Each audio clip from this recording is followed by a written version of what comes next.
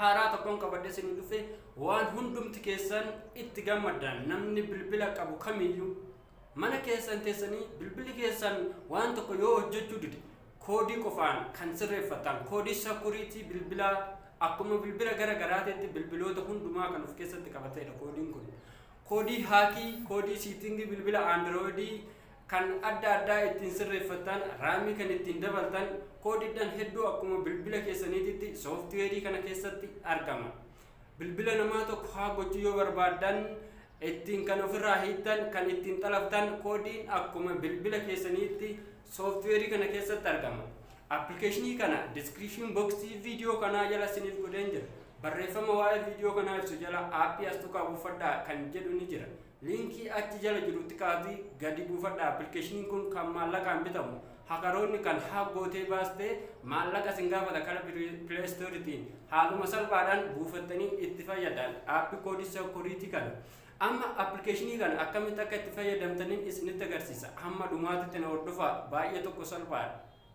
Argaa jirtan appilikeeshinii keessi isaa isa kanaadha. Description box video kana jala isiniif godheen jira. Please aappii achi jalaa buufadha achi jalaa malee hin buufatina. Appilikeeshinoonni kuwwan feekiin hedduutu jira. Ilaalaa bilbilli asirra hin jiru Samsung hin jira Nokia hin jira Etiin hin jira iPhone hin jira Sony hin jira bilbila hedduutu jira asirra. Bilbila keessan kan fayyadamaa jirtan as keessa barbaadanii ni filattan Infinix yoo fayyadamtan Vivo yoo fayyadamtan Icar yoo fayyadamtan Oppo yoo fayyadamtan bilbila fayyadamaa jirtan irratti ni dhaatanii koodiidhaan isaa koodiin bilbila sanii haala kanaan sinii banama kuni koodii bilbila Oppooti akkuma argaa jirtan koodiin kun hundumtu isaa baay'eedha haala gadii kanas yoo ol deemtan koodii hedduutu jira koodii bilbila keessan aktiivii ittiin gootan niitworkii garaagaraa kan ittiin dabaltan kunuun hundumtu isaa koodii of danda'e koodii engineering moodii kan bilbilli keessan haala inni ittiin uumame kan ittiin laaltan hedduutu jira.